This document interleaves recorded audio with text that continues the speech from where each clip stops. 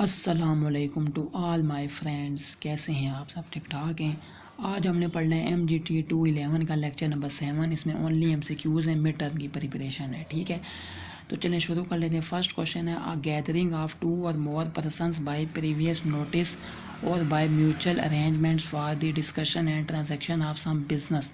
तो उसमें क्या कहते हैं, क्या होती है ये? मीटिंग होती है। जब दो बंदे या दो से ज़्यादा बंदे आपस में डिस्कशन कर रहे हो, ट्रांजैक्शन किसी बिज़नेस के बारे में बात कर रहे हो, तो वो क्या होती है? मीटिंग। ठीक हो गया। When the members of a company gather at a certain time and place to discuss the business and managing affair, तो इसको हम क्या कहेंगे? It is called meeting of the company. Company की क्या हो रही है भाई? ये मीटिंग हो रही है। ठीक है, कि एक टाइम हो, एक जगह प्लेस हो जहाँ पे बिज़नेस के बारे में बात करें कि इसको कैसे मैनेज करना है, क्या करना है, तो ये मीटिंग होगी कंपनी की। The meetings which are called to discuss the affair of the company with the shareholder are called, तो वो किसकी होगी? शेयर होल्डर्स की मीटिंग होगी। जब बातचीत यानी कर रहे हो, डिस्कशन कर रहे हो अपने शेयर होल्डर्स के साथ, जिन्होंने हमारे साथ शेयर लिए हुए, उनके साथ अगर बातचीत हो रही होगी, ठीक है, डिस्कशन हो रही होगी, तो वो होगा शेयर होल्डर्स की meeting. Share holder meetings have dash kinds, यानी कि शेयर होल्डर मीटिंग जो होती है कितनी किस्म की होती है? 3 किस्म की होती है। ठीक है, ये आपने बात याद रखनी है। फर्स्ट हमारे पास कौन सी होती है? यानी कि स्टैट्यूटरी मीटिंग। ठीक है, according to section 157 this meeting is held dash in the life of a public company, यानी कि ये कह रहे हैं कि ये जो मीटिंग होती है ना, life of a public company, यानी कि ओनली वन, सिर्फ एक दफ़ा होती है। कौन सी वाली? Statutory meeting. सिर्फ एक दफ़ा जो है ये मीटिंग होती है। It is the dash meeting of the members of a public limited company. Public limited company में जो है ये सबसे पहली मीटिंग होती है, यानी कि फर्स्ट मीटिंग होती है members of a public limited company के दरमियान में पहली मीटिंग होती है। उसका नाम क्या होता है? Statutory meeting. Its main objective is to provide the share holder with first hand information about the dash, यानी कि इसका मेन ऑब्जेक्टिव क्या होता है, मकसद क्या होता है, क्यों होती है ये? कि क्या हो? Exact position of companies affair, exact position बताई जाए कि कंपनी कहाँ खड़ी हुई है, कितना मुनाफा निकाल रही है, यानी कि क्या सिस्टम है इसका, तो वो उसका बताने के लिए। ठीक हो गया। 8 सवाल है कि section 77 of the companies ordinance 1984 makes it compulsory for every public company limited by share, यानी कि ये 1984 में जो है क्या हुई? ज़रूरी हुई कि ये ज़रूरी होनी चाहिए for every public company limited by shares, every public company limited by guarantee and every private company converted into public company. इन जो 3 बातें ना, इन 3 बातों के लिए यानी कि ये क्या ज़रूरी है? कौन सी वाली? Statutory meeting. ठीक है, तो ये कौन सी थी? यानी कि शेयर होल्डर्स की मीटिंग थी। उसमें कितने थे? यानी कि 3 उसकी काइंड थी ना शेयर होल्डर की। तो पहले अभी हमने पढ़ी है स्टैट्यूटरी मीटिंग, आगे वो देखते हैं। नेक्स्ट क्या है? Statutory meeting must be held with in a period of not less than dash 3 months and not more than 6 months from the date at which the company is entitled to commence business, यानी कि कानूनी meeting इस तारीख से कम 3 माह और 6 माह से ज़्यादा, यानी कि कम से कम 3 माह और ज़्यादा से ज़्यादा यानी कि 6 माह। ठीक है, 6 माह से ज़्यादा नहीं होनी चाहिए जिस तारीख से कंपनी कारोबार शुरू करने की हकदार है। ठीक है, 3 महीने से कम। ठीक है, कम अज़ कम, यानी कि कम अज़ कम 3 महीने हो गए हों और 6 महीने से ज़्यादा ना हो, तो इसके दरमियान में 3 महीने और 6 महीने के दरमियान में जो है ये स्टैट्यूटरी मीटिंग जो है हो जाए। नेक्स्ट क्या है कि इट्स मेन ऑब्जेक्टिव, इसका मेन यानी कि क्या मकसद है? To provide exact and latest information about the affair of the company. ठीक है, अभी हमने ऊपर ही पढ़ा था। To win the confidence of share holder of the company. ठीक है, to discuss the strategy report, जो भी सारी चीज़ें डिस्कस की जाएँ और वो सारा सिस्टम है।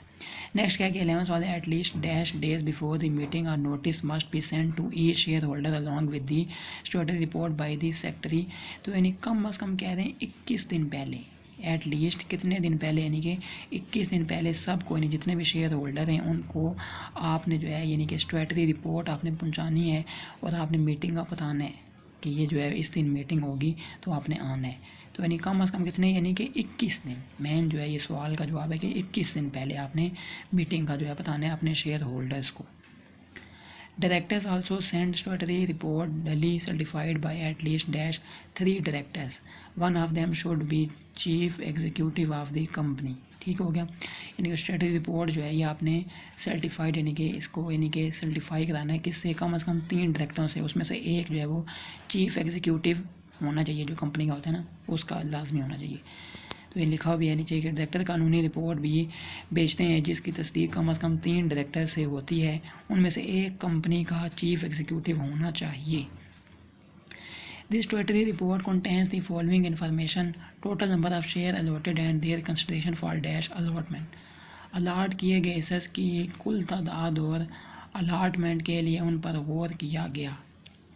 नेक्स्ट है कि annual general meeting according to section 158 of companies ordinance every company must hold an annual general meeting of its share holder once in a year, यानी कि साल में एक दफ़ा जो है ये होनी चाहिए।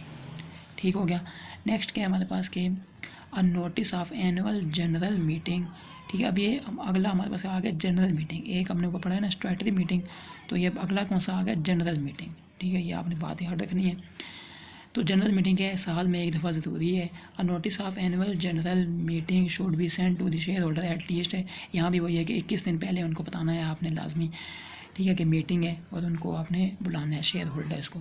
In case of listed company annual general meeting should be held dash way the registered office of the company is situated. तो यहाँ क्या आता है इन टाउन। लिमिटेड कंपनी की सूरत में सालाना जनरल मीटिंग इस शहर में मुनक्किद की जानी चाहिए जहाँ कंपनी का रजिस्टर ऑफिस वाक़ है, यानी जहाँ पे रजिस्टर ऑफिस वाक़ है तो वहीं क्या होगी आपकी मीटिंग होगी, सारे शेयर होल्डर को आपने वहाँ बुलाना होगा। नेक्स्ट क्या कि the first meeting of this nature must be held within dash months from the date of incorporation. तो कब होगी 18 मंथ्स, विद इन 18 मंथ्स, यानी कि 18 मंथ्स के अंदर अंदर। ठीक है, जब से जो है वो स्टार्ट हुई है कंपनी। ठीक है, नेक्स्ट हमारे पास क्या है 18 वाले the gap between 2 annual general meeting, जो यानी कि टाइम पीरियड है 2 जनरल मीटिंग के दरमियान में must not be more than 15 month, 15 महीने से ज़्यादा नहीं होना चाहिए। ठीक है, यानी कि 2 मीटिंग के दरमियान में 15 महीने से ज़्यादा नहीं होना चाहिए, इससे पहले जो है मीटिंग हो जानी चाहिए। इससे ज़्यादा टाइम होगा तो फिर वो नहीं गलत हो जाएगा। नेक्स्ट क्या है 19 वाला the main objective of this meeting is to check that ordinary business is being done according to the rules laid down in dash articles of association of the company.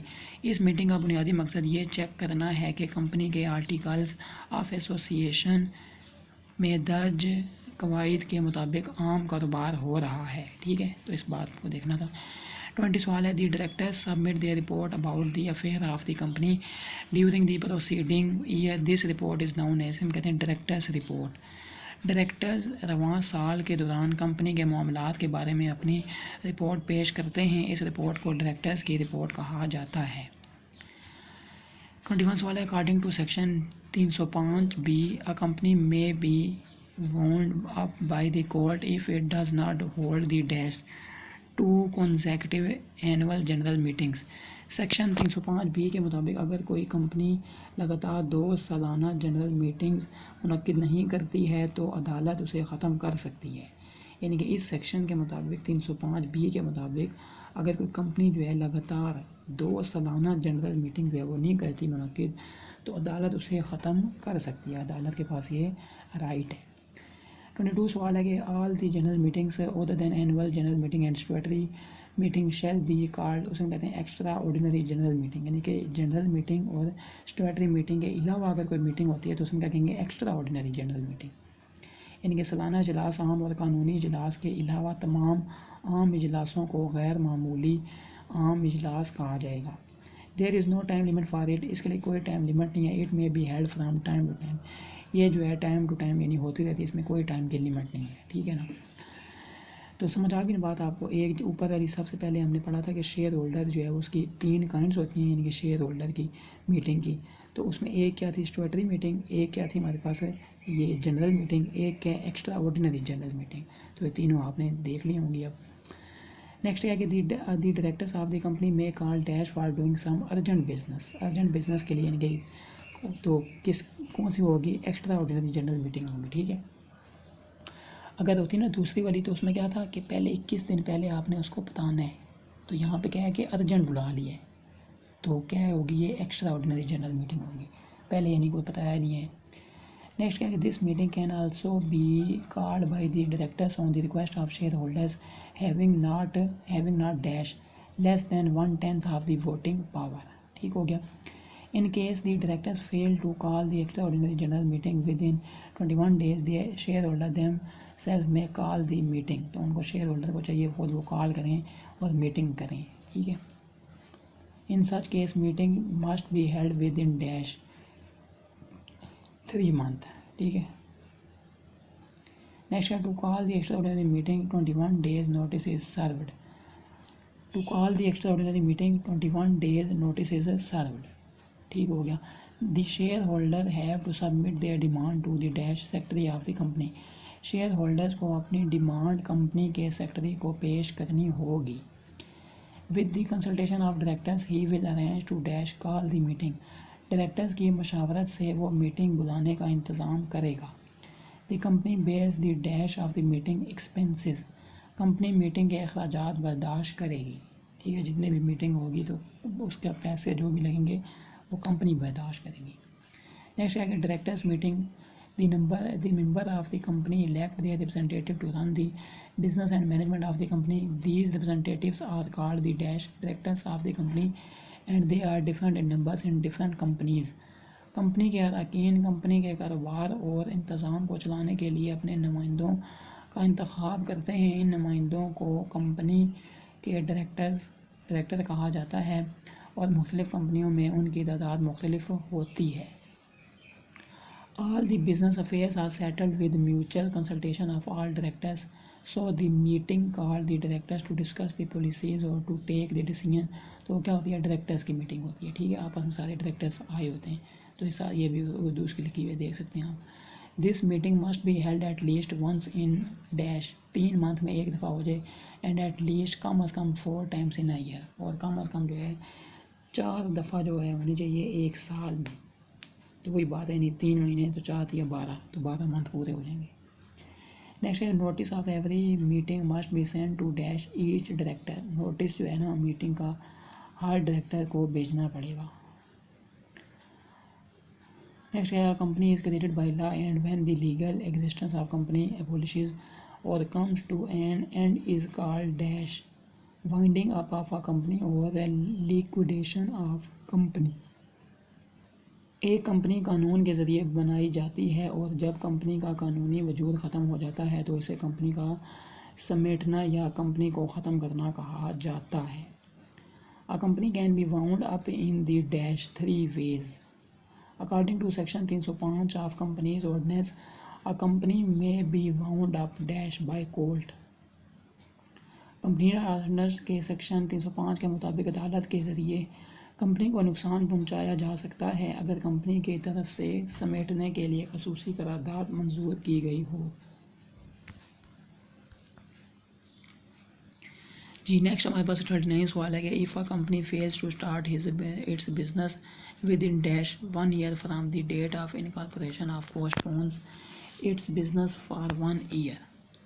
इनके अगर कोई कंपनी कॉरपोरेशन की तारीख से 1 साल के अंदर अपना कारोबार शुरू करने में नाकाम रहती है या अपने कारोबार को 1 साल के लिए मुलतवी कर देती है। If the number of members fail below 7 in case of public company के केस में जो है कितने होंगे 7, and below 2 in case of private company की सूरत में कितने होंगे 2, यानी कि 2 मेंबर होंगे, ठीक है। If the court is not satisfied with the working management and business तो अफेयर ऑफ द कंपनी। अगर अदालत कंपनी के काम इंतज़ाम और कारोबारी मामलात से मुतमईन नहीं है, ठीक हो गया। नेक्स्ट क्या company may be wound up voluntary by the members after the expiry of period by passing resolution in the dash में आता है जनरल मीटिंग। एक कंपनी को अरकान की तरफ से रज़ाकाराना तौर पर मुद्दत ख़त्म होने के बाद जनरल मीटिंग में करारदाद पास करके ख़त्म किया जा सकता है। In dash meeting the company appoints liquidators to wind up the company's affair. यहाँ पे क्या आता है जनरल। आम इजलास में कंपनी के मामलात को समेटने के लिए लिक्विडेटर्स का तकर्रर करती है। Within dash days after the appointment must be send to registrar. तो क्या आता है यहाँ पे 10, ठीक है। फिर इसको देख लें कि 10 डेज होते हैं after the appointment must be send to registrar, ठीक है, 10 दिन बाद। Within 1 week of general meeting liquidators must file a copy of dash full accounts to the registrar. General meeting के एक हफ्ते के अंदर लिक्विडेटर को मुकम्मल अकाउंट्स की एक कापी रजिस्ट्रार को फाइल करना होगी। ठीक है, फाइल करना होगी।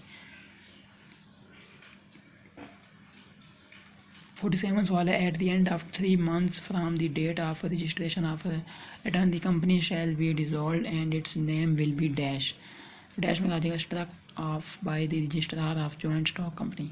रिटर्न की रजिस्ट्रेशन की तारीख से 3 माह के अख्ताम पर कंपनी को तहलील कर दिया जाएगा और इसका नाम registrar of joint stock company के ज़रिए ख़त्म कर दिया जाएगा। In case of creditor voluntary winding up, it is not necessary for the company to make a statutory declaration regarding its dash solvency. कर्जदंदगान के रज़ाकाराना तौर पर ख़त्म होने की सूरत में कंपनी के लिए ज़रूरी नहीं है कि वो अपनी स्ट्रेटजी के बारे में कोई कानूनी ऐलान करे। Next, general meeting of the company share holder is called to pass and dash extraordinary resolution for the dissolution of the company because it cannot continue its business due to heavy liabilities. यानी company के share holders का एक आम इजलास company की तहलील के लिए एक गैर मामूली करारदाद पास करने के लिए बुलाया जाता है क्योंकि वो भारी जिम्मेदारियों की वजह से अपना कारोबार जारी नहीं रख सकती। A notice of meeting must be sent to dash each creditor. 51 सवाल है, the information regarding the notice of past resolution must be sent to the registrar within dash days after the date of creditor meeting. तो यहाँ पे आता है 10 days. The creditor and shareholder in their respective meetings can appoint the inspection committee consisting of dash 5 persons in each case. कर्जदंदगान और share holders अपने मुतल्लिका इजलासों में हर मामले में 5 अफराद पर मुश्तमिल मुआइना कमेटी मुकर्रर कर सकते हैं। In the final meeting the liquidator place before them the full accounts of the company's affair and a copy of these accounts is also sent to registrar within 7 days, 7 दिन के अंदर the registrar registers the document sent by the company after 3 months from the date of registration the company will be dissolved. The winding up resolution is obtained by dash fraud. समेटने की करारदाद धोखाधड़ी से हासिल की जाती है। The court has the power to appoint and dash additional liquidator or to remove any liquidator. अदालत को एक इजाफी लिक्विडेटर मुकर्रर करने या किसी भी लिक्विडेटर को हटाने का इख्तियार है। In simple word the term capital means the dash. Capital का मतलब क्या है? Particular amount of money with which a business is started, जिसमें कोई बिजनेस स्टार्ट हो जाता है। In a company share capital means the amount contributed by the share holder. Company का में क्या होता है? शेयर कैपिटल का मतलब क्या है कि शेयर होल्डर ने जितना कंट्रीब्यूट किया है। According to Alan Isaac, share capital is that part of the capital of a company that arises from the issue of shares.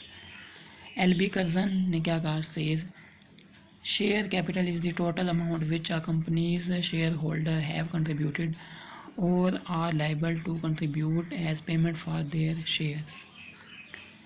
61 सवाल है कि